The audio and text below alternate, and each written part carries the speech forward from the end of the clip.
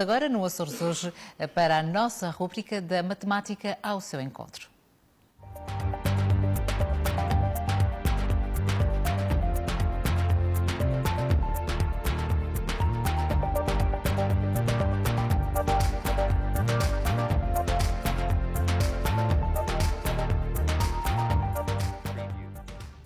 Professor Ricardo Teixeira, boa tarde, bem-vindo uma vez mais ao Açores Hoje. Hoje vem muito bem acompanhado, traz-nos, tal como o título para a rubrica de hoje, dados para todos os gostos. Boa tarde, Vera, boa tarde aos nossos telespectadores. É verdade, hoje estamos no dia 17 de abril de 2017 e é curioso que o número 17 em alguns países é considerado número de azar. Já aqui falamos noutras oportunidades, por exemplo em Itália, digamos que ocupa o papel do nosso 13. E como tal, pensei que, de facto, os dados estão muito associados aos jogos de sorte e azar e que seria um bom tema para a rúbrica de hoje. Mas acreditando sempre um 7 no ponto de vista da sorte. Exatamente. Por acaso, o 7 vai aparecer daqui a pouco, porque vamos começar a falar no dado tradicional, aquele que nos vem à cabeça, em primeiro lugar, quando falamos em dados. O dado em forma de cubo e os números normalmente são representados por pintas que têm uma distribuição específica. E a primeira imagem que eu trago para mostrar aos nossos telespectadores mostra algo curioso, não sei se lá em casa já se aperceberam, mas a distribuição das pintas que vemos, aqui está o baralho de cartas tradicional, o dado tradicional e também as peças de dominó, têm sempre uma configuração muito semelhante. No 4, no 5, no 3 não é bem, mas aquela distribuição das três pintas ou está na diagonal ou está na vertical, mas é muito semelhante. E isso é feito para facilitar a leitura exatamente ou das cartas, ou dos dados, ou dos dominós, porque o facto de termos uma configuração específica das pintas facilita, quando olhamos para o objeto, facilita realmente a contagem sem, ou melhor, a determinação da quantidade sem ter que contar. Isso nós não precisamos de contar para saber qual é o número que saiu. Exatamente, isso funciona em pequenas quantidades, é algo que não é único do ser humano, também alguns animais partilham desta habilidade. É algo que é inato, a capacidade de, em pequenas quantidades, conseguir identificar exatamente a quantidade de elementos, mas sem fazer a contagem. Mas o que já é mais característico e é único da nossa espécie, pelo menos do nosso planeta, é a capacidade de arrumarmos os objetos em configurações específicas que facilitam exatamente a identificação dessa quantidade. E é isso que acontece no dado tradicional, nas cartas, nos dominós, como eu mostrei. E de facto é interessante. Lá em casa podem fazer essa experiência, colocar, por exemplo, 10 bombons ou acaso em cima de uma mesa, pedir a uma pessoa que esteja a chegar à sala e perguntar quantos objetos estão lá sem a pessoa contar. Portanto, com um simples olhar. Vai depender da organização, não é? Vai depender. Se estiver tudo desarrumado, vai ser mais difícil. Mas, por exemplo, se estiver como nos exemplos que mostramos aqui nas imagens, vai ser mais fácil, porque no fundo temos 4 mais 4, ou 3 e 5, que são as configurações conhecidas do dado tradicional, e facilita exatamente a identificação da quantidade do 8, neste caso, no exemplo que eu dou. Portanto, a forma como distribuímos os objetos influencia muito a capacidade de os contar, ou melhor, até determinar. É mais ou menos imediata a contagem. Exatamente. Subitização vem de súbito. E de facto é praticamente imediato saber a quantidade sem termos que contar. Essa é uma característica interessante dos dados. Mas há outras propriedades curiosas que eu trago num vídeo para mostrar algo interessante. Quando olhamos para um dado tradicional, como aqui está, e olhamos para as faces opostas, temos o 2 e o 5, o 4, o 3 e o 6, que se opõe ao 1. Todos os três casos, a soma dá 7. Eu bem disse que ia aparecer a 7, Vera. E agora, quando olhamos para as faces com 1, 2 e 3, essas faces comunicam com um vértice comum. Também acontece com o 4, 5 e 6. E se acompanharmos a ordem 4, 5 e 6, forma, portanto, é o sentido contrário dos ponteiros do relógio. É engraçado. E são todos feitos seguindo a mesma Exatamente. lógica. Se olharmos para as faces 1, 2 e 3, ou 4, 5 e 6, os números estão sempre organizados pela ordem contrária ao movimento dos ponteiros do relógio, em alguns casos, na ordem dos ponteiros do relógio. Por exemplo, ali no que vimos, tinha 1, 2 e 3. Se trocássemos o 2 com o 3, seria no sentido dos ponteiros do relógio. Mas acontece sempre. Portanto, é uma característica interessante do dado comum. Todos nós temos dados lá em casa e é um convite que faço aos nossos telespectadores investigar essas propriedades interessantes dos dados. E outra curiosidade que também podemos suscitar lá em casa é a descoberta do 7. Do 7, exatamente. É engraçado porque quando adicionamos faces opostas do cubo, do dado tradicional, obtemos sempre o 7. É interessante, que é o número da sorte. Aqui está mais associado à sorte. Há muitos dados em forma de cubo, interessantes, com diferentes objetivos. Eu trago mais uns exemplos nas próximas fotos para mostrar aos nossos telespectadores. Os primeiros que mostro aqui do lado esquerdo são dados tradicionais do póquer. Usa-se no póquer com dados. Representam símbolos das cartas.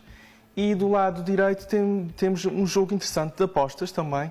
O jogo do Sol e da Âncora, que também é um jogo conhecido mais ligado às apostas, como o póquer. Na próxima imagem vemos então dados de natureza mais didática. No lado esquerdo temos algo que é utilizado muito no pré-escolar e no início do primeiro ciclo. São dados em que as faces têm representação mista, portanto não só pictórica, mas também o numeral. Ao centro temos dados também com operações aritméticas, aqui a adição e a multiplicação. E do lado direito temos dados com formas geométricas. Mas há muitos outros tipos de dados. Há até dados que não estão ligados à matemática. Dados com cores, com animais e até há dados para o Kama Sutra. Mas isso agora não interessa. Mas há dados para todos os gostos a nível de utilizar esta forma, que é um cubo. Mas podemos até avançar para dados que não têm forma de cubo. Têm forma de outros sólidos geométricos. E aqui aparece uma curiosidade que gostava de mostrar aos nossos telespectadores. Isto é uma imagem recente, portanto, um tabuleiro moderno de um jogo que se chama Senet, e é das primeiras referências históricas aos dados. Mas os dados do Senet não são os tradicionais que estamos habituados. Vamos ver na próxima imagem como é que são os dados. Basicamente, são cilindros cortados ao meio. Estamos a falar no Antigo Egito, portanto, recuamos a cerca de 3000 a.C. E os dados que eram utilizados, não eram de plástico, obviamente, eram com ossos de animais. Mas pouco os reconheceríamos como dados. Exatamente, não os reconheceríamos como os dados, mas seriam como este que está na imagem. Portanto, tem uma superfície plana e outra curva. E também gira? Não, são lançados e agora há várias possibilidades. Portanto, o que importa é que cada dado tem uma superfície curva e uma plana. Vamos ver na próxima imagem um lançamento. São sempre 4 dados. Portanto, se ao lançarmos os 4 dados tivermos apenas uma superfície plana, as outras 3 são curvas, então avança-se uma posição no tabuleiro. Vamos para a próxima imagem. Agora lançamos os dados e temos outra situação. 2 superfícies planas. Avançamos 2 casas no tabuleiro. Vamos para a próxima imagem.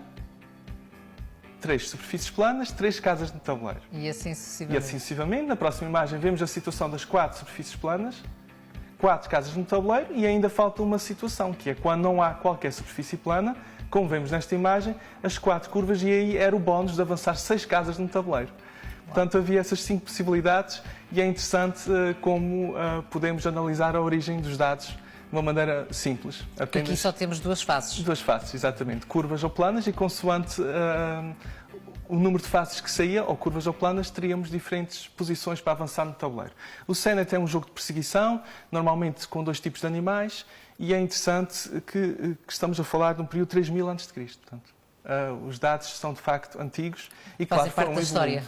Fazem parte da nossa história, da história da humanidade. O jogo esteve sempre muito ligado às diferentes civilizações, sem dúvida. E isso só para dar um toquezinho de história.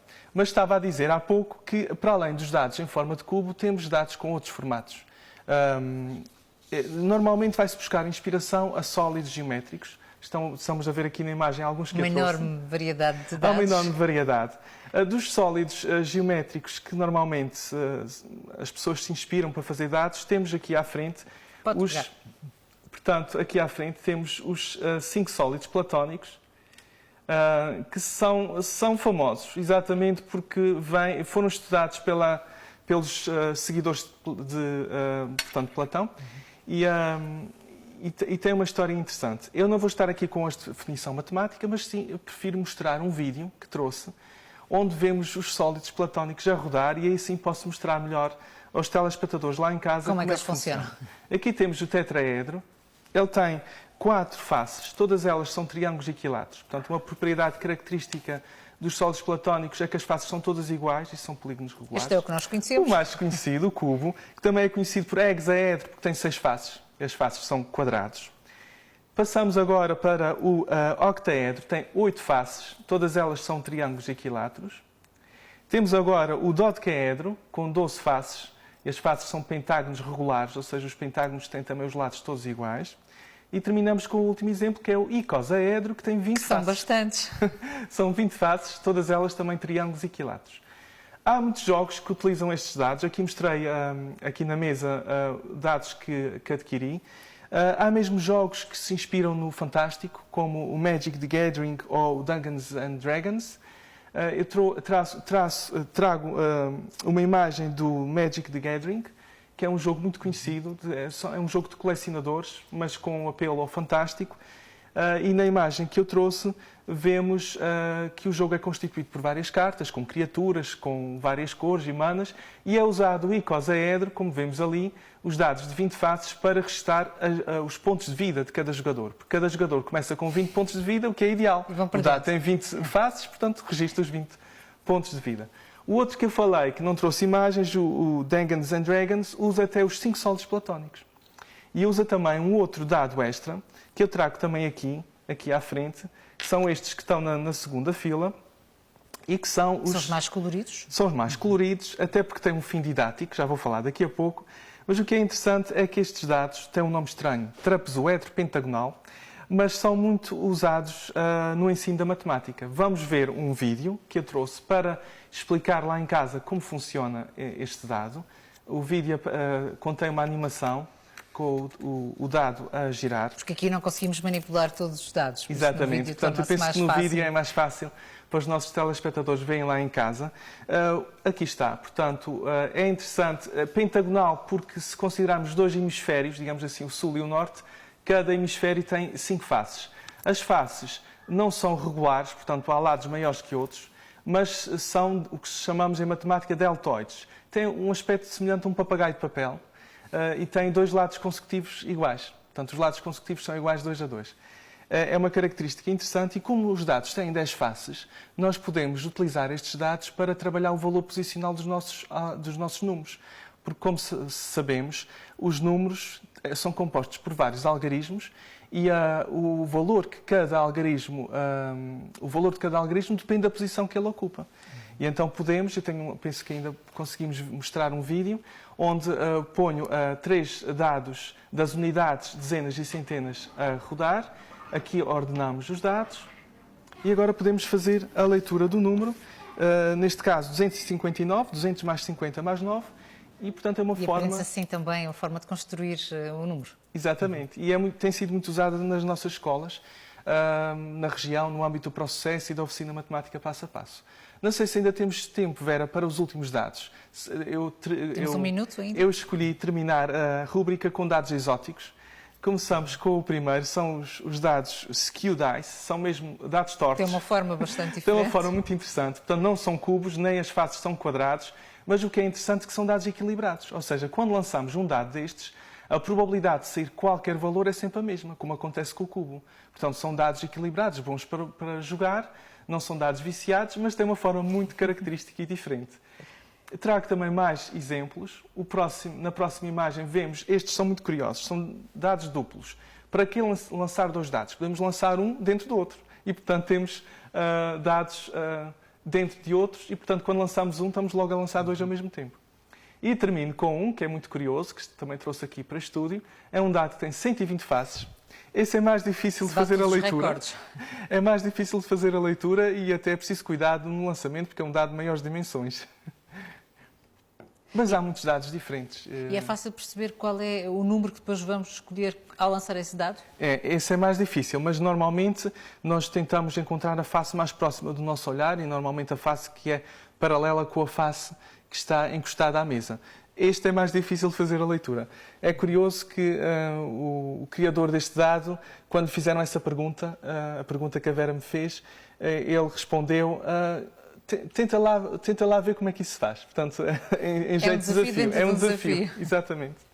Muito obrigada. Acabou por desconstruir o nosso mito de que todos os dados tinham que ser o formato tradicional. Afinal, há várias formas, há diferentes formatos com o mesmo objetivo. Exatamente. Jogo. Parte lúdica, parte recreativa e também um pouco de jogos de sorte e azar. Muito obrigada. Aguardamos agora com expectativa as próximas sugestões. Agora já sabemos que existem outros dados para podermos utilizar lá em casa nos nossos jogos de tabuleiro. Uma boa tarde para si. Obrigado, Vera. Até à próxima. Obrigada. Até à próxima. Esperamos que tenha gostado deste desafio proposto na nossa rubrica da Matemática ao seu encontro. Afinal, existe um sem fim de dados ao dispor para os nossos jogos. Foi com gosto partilhar consigo este final de tarde. Contamos consigo amanhã novamente às 5. Até lá, a continuação de uma excelente tarde. Até amanhã.